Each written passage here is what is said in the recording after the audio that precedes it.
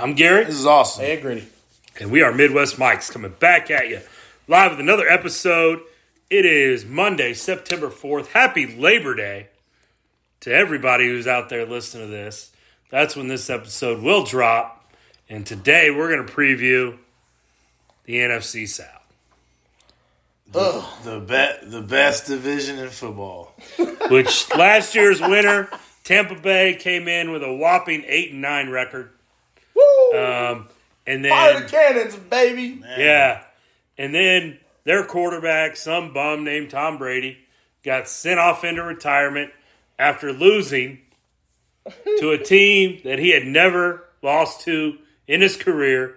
He lost to the Dallas Cowboys. Did he really never have a loss No, against the Cowboys?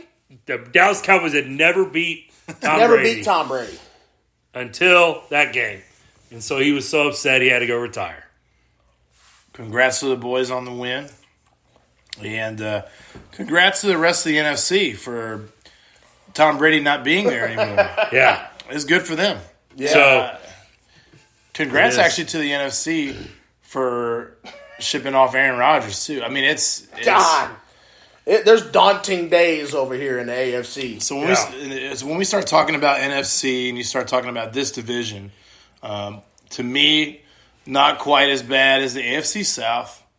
It's pretty close. But definitely a division of total mediocrity. Total. I don't think any of us are going to pick a team out of here to win the Super Bowl. I would just go on a limb and say that. So to me, this is the one that's the biggest crapshoot. What are the odds? For he's betting on. yeah. I have the team that won the division last year, Tampa Bay Buccaneers. I have them being a 1-4 win team. Wow. Oh, I don't have them that low. I mean, they lost Tom Brady. I know they got Baker Mayfield. Oh. But Let me be clear. they got the old gunslinger. Let me be clear for all of our listeners. This division is all going to be intertwined. Yes. With our takes. This is all going to be intertwined.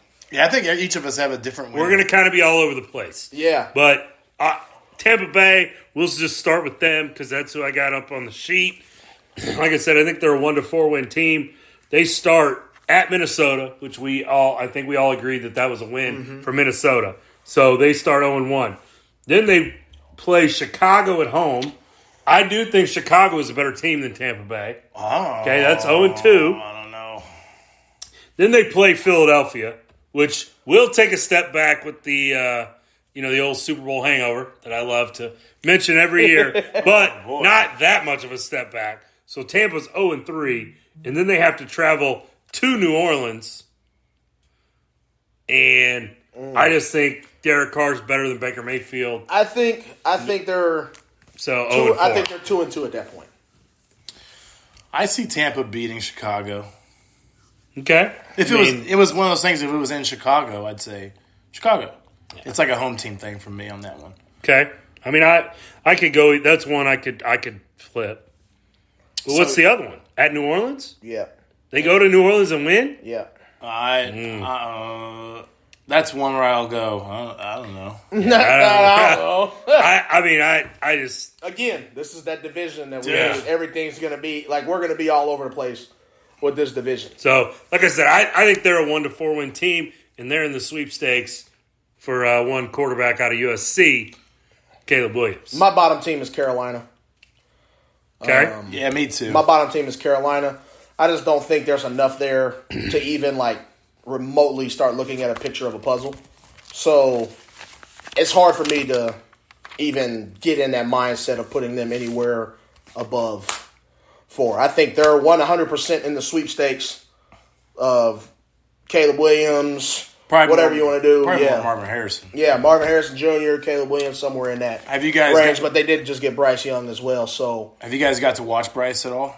I've seen some highlights. I mean, he looks like a 6-year-old on a football field. Yes. I didn't think he looked that bad. Oh, he was little. I thought he is small. Hey guys, huddle. Yeah, he's small. I actually thought he looked pretty good and composed and trips right, 666, big gap. And I think Frank Reich will try to do some stuff. Frank Reich to me was handed a bad hand in Indy. Yeah, because he was thinking he was going to end up with a 10-year, 12-year superstar with Andrew Luck, and didn't work out for him. So he had to go through and won 11 games with Phil Rivers, and we all almost know, made the playoffs with Carson Wentz. We all know Frank Wright wasn't the first coach because your boy from New England took that job and then quit. And then quit. Yeah. And then they hired Frank Wright. I want that job. No, I don't. Yeah. I forgot about that. Man. They were about to do the press conference, and McDaniel backed out. I want that job. So a week passed. No, I don't. And I mean, that's no offense to Frank Wright. No, but McDaniel's a weasel. Dude. it's just anyway. So yeah, I got Tampa last. You've got Carolina last. Did you agree? Yeah, you said Carolina was last. It's like Carolina last, and it's like I don't know, 4 to 7 wins. I don't know. I got Carolina at like 2-3 wins. Yeah, I think coaching brings them up. 2 or 3 wins. That's like Arizona range right there. Yes, it's like Vegas. It's like Vegas range. I'm not very high on Carolina at all. No, yeah, you actually 4 to 6 for me. Yeah. And then I have Tampa like right above that at like a 6 or 7 win team. For me, Tampa. The reason I don't have them last is actually you go through their defensive roster. It's actually pretty good, and you go through their receiver group.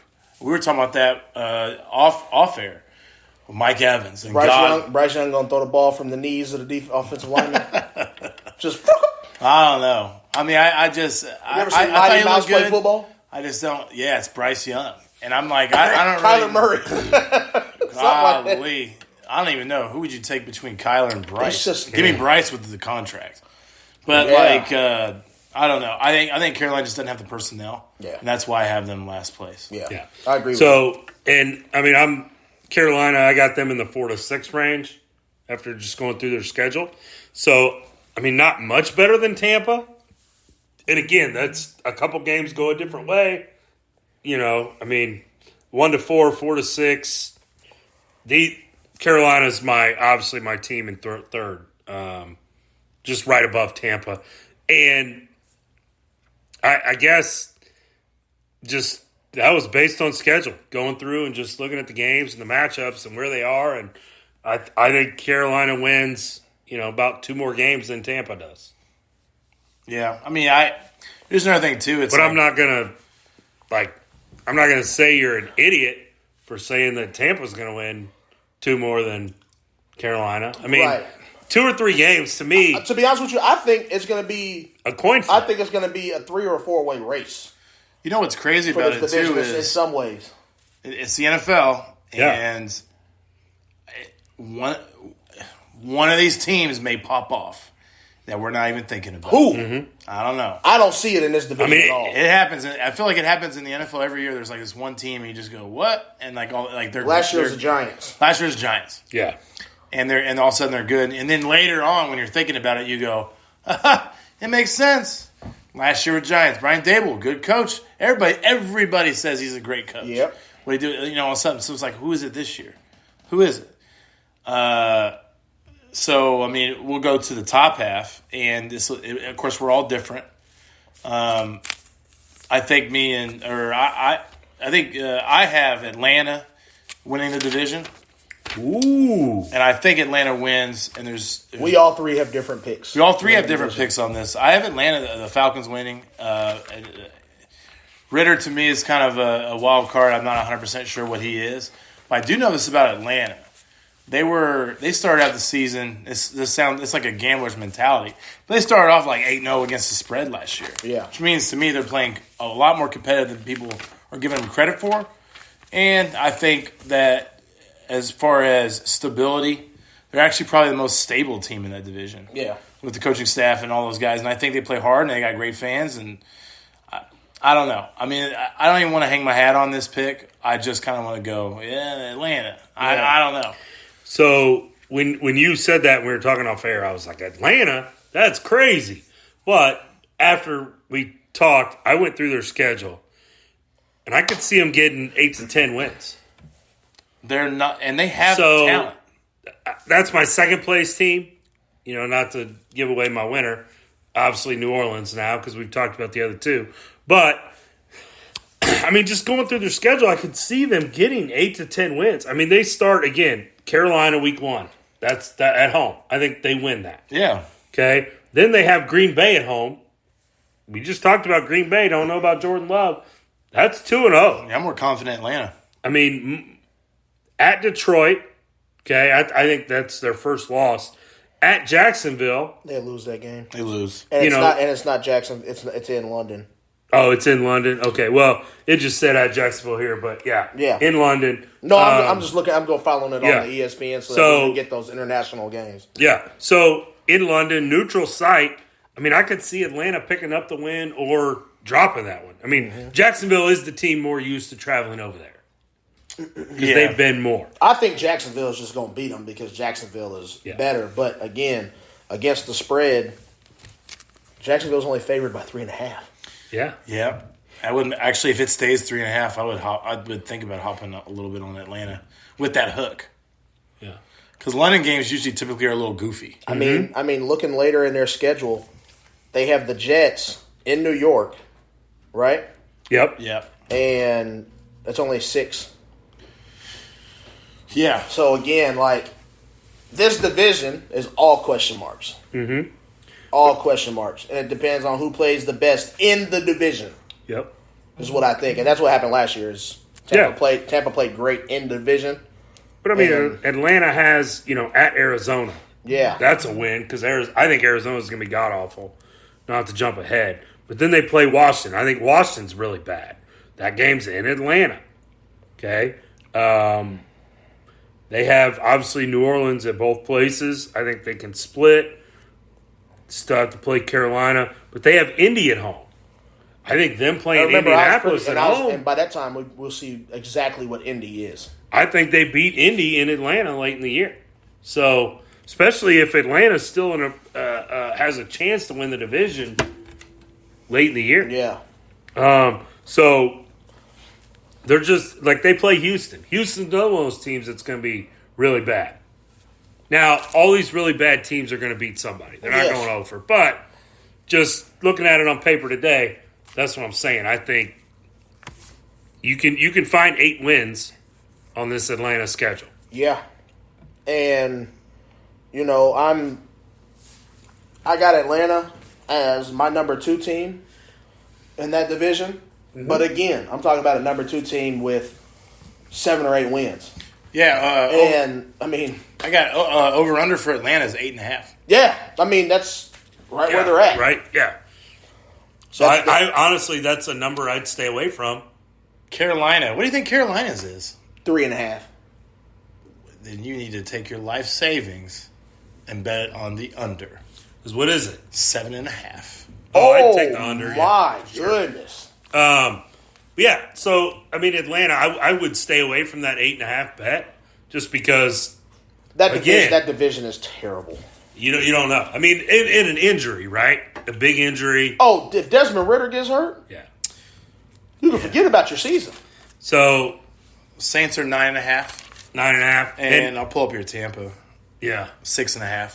So, yeah, I'd take the under on that, too. But, again, I'd probably stay away from that number. I'm not, confident enough to be like, yes, for sure. But if you told me pick one or the other, I'd take the under. I don't think they win 7. Yeah. You know what's crazy, too? I've seen a strategy where, betting-wise, where you look at their first 4 or 6 games, and you go over or under, and then you look for that cash-out option. There were some people doing that last year during Pittsburgh's little run they had. Where you're like, oh, they got it. Guys were buying Pittsburgh to make playoffs. And then when they won a couple games, they would cash it out. Mm-hmm. And Pittsburgh didn't make the playoffs, but they got a good price on that, right? Yeah. So something interesting. That is interesting. Atlanta is 8.5. And then it's Carolina being, what did I say, 7? No, you said No, 7.5. 7.5. 7.5. That feels really high. Yeah. Yeah. So then, obviously, I got New Orleans winning the division. But again, I think 10 wins. Maybe they squeak out an 11th, depending on how things go. But It's hard for me to even look at any team with double-digit wins in that. I mean, 10 wins. For me, I That's what I just feel like with New Orleans. I talked about it off air, and I saw a thing about Derek Carr, his first year in systems, and we saw it last year actually with, or was it last year? Was his first year with Gruden? No. Or was 2 years? McDaniel? Oh, it was his McDaniel. McDaniel. Was McDaniel with Adams. First, whatever. Wasn't good. Actually, wasn't good. He got benched. He got beat by 86-20 or whatever it was against the Chiefs. So it's like, yeah. So it's like, I think his first year. Now, if it was the Saints, if it was his second year in New Orleans, I actually would go Saints. Yeah. And I would feel pretty good about that. But Derek Carr to me is kind of a wild card on that. Yeah. But it's the same thing, man, this division. If the Saints did what Gary said and win 9, well, he thinks 10 or 11, but they said they won 9 and won the division, I wouldn't go, I can't believe it. Like, I'd just say, oh, yeah, sure. I mean, this division, to me, I for sure think Carolina is not going to be good. And then the other 3 teams, I'm like, I'm going to roll with Atlanta. I'm probably not going to bet on it, but I will be betting them if I can get them as home dogs and stuff like that because I think they're scrappy. Yeah, I think in that division, it is the top 3 teams can be interchanged, kind of like last year. Like, it came down to the last week, 2 weeks of the season, trying to figure out who's going to win that division. Right. I think it's similar to what we're going to see this year as well. So, with that being said, I have Tampa winning just because I like Todd Bowles. I like the defense. I think their defense will still be really good down there. And I think Baker has the weapons around him to compete, especially in that division. So if by some happenstance, you win 4 of your 6 division games, all of a sudden you're looking pretty good for a playoff berth. Yeah, you got to But again, we're talking about 8, 9 wins. We're not talking about anything extravagant. I'm not talking 11, 12 wins out of a team in the South. I think 9 wins get you that division. Yeah. I mean, 8 wins got it for you last year. Man. That is so terrible. Yeah, it's pretty bad. But, I mean, it's one of those things. These teams will also be really good teams to look at their spreads, especially if, like, say, for instance, Atlanta last year, right? 8-0 against the spread, running out or 7-0 or whatever it was. Because public sentiment on them is so low, they're undervalued. So these teams will all be undervalued because people will think, oh, these guys are horrible. Mm-hmm. So you'll get some 7.5 lines. You'll get some of that stuff. And so while they're not great and you don't think they're going to win, picking them up when they host somebody, if you can get them as a home dog, might be something worth looking at if you're looking to bet on games. And that's the problem. Like with the Falcons, there are none of those big spreads. Mm-hmm. How many? Detroit is their biggest underdog game, and that's 5. Where's that at? Detroit. See, I wouldn't touch it. Yeah, like. Or if I did touch it, I would go Detroit. Like for a touchdown. But if it went over that, if it hit, yeah, there's a lot of ones. Like Tennessee by 1, Minnesota by 1, Atlanta by 1 over Tampa, Atlanta by 3 over the Commanders. It's going to be interesting throughout the year to see those lines switch. Yeah, I mean, there's just a lot of question marks in this division, and to be honest with you, I wouldn't touch this division with a 10.5-foot pole because there's way too many question marks. Like the Saints, yeah, we know what Derek Carr can be. He can kind of be that game manager that can get you to the playoffs. You're not going to go much further than that. But like you said off air, Austin, they're old. Oh, the Saints defense is super old. Yes. Like at some point that old has to crack. Mm-hmm. Especially in the NFL. You don't see it a whole lot in the other major sports, but you really see it in the NFL when that age starts to creep in. It's just hard to tell with this division because you got the young Carolina team, you got the mixed Tampa Bay team with their busted up offensive line, kind of split out defense. You know, we want to keep this guy, we'll send these guys away. Mm-hmm. Atlanta trying to find an identity.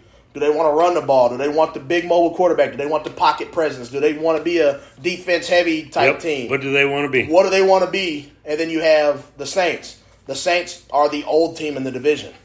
You know, they're the old team in the division on the defensive side of the ball. They're the old team on the offensive side of the ball. Like Kamara's not a spring chicken anymore. You know, and he's out the first 2, right? 4. 2 or 4. 2 or 4. Who? Kamara. I think it's 4. I actually don't know. I think it's 4. But even then, like the young guy on the offense is Chris Olave. Yeah. So are you banking on Chris Olave, year 2 wide receiver, to carry your offense with Derek Carr? And just so much. Like, I like Chris Olave. Oh, I don't have the Kamara thing. I had to remember the running back's name in Atlanta. It's Bijan. Mm-hmm. Yeah, Robinson. I actually... You know he's third on their depth chart right now? No, he's not. Yes, he is. Atlanta released their official depth chart. They had him as third. People were blowing up the internet trying to figure out what the heck is going on. What? That's got to be a joke. It's either a joke or it's because he's a rookie. He's one. Okay. Yeah, it's got to be a joke. That's either a joke or because he's young. So we've got three different winners. Gritty going with Tampa Bay. Austin going with the Atlanta Falcons, and I'm going with the New Orleans Saints. What I was going to say about Robinson is if you're looking for rushing props, take a flyer on him to be the top rusher in the NFL. I think they're going to run the ball with him a lot. Calvin Kamara was split his first 3 games. First 3, okay. Yeah.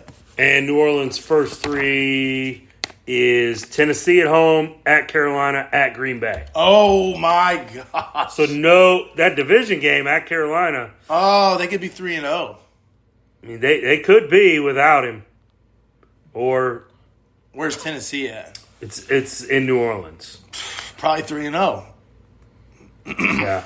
Again, does that old defense, that's week 2? Yeah. That's week 2. That old defense, after getting beat up in 1 week in the NFL, you got Derrick Henry coming to town. Derrick Henry might run for 250 in that game. That's week 1.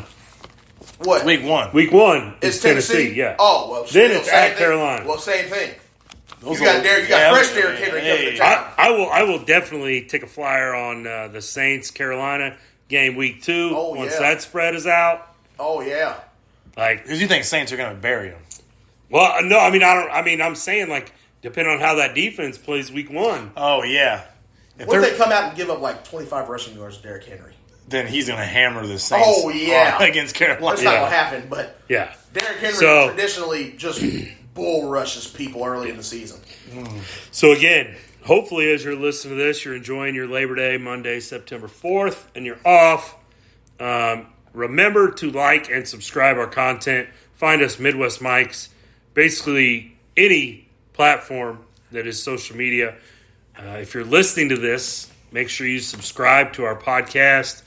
You can find us on Apple Podcasts, Google Podcasts, Spotify, iHeartRadio, pretty much anywhere you get your audio entertainment.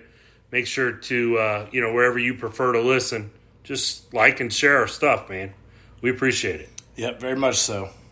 So, I'm Gary. This is Austin. Hey, Gritty. And this has been the NFC South. And we'll be back tomorrow with another division.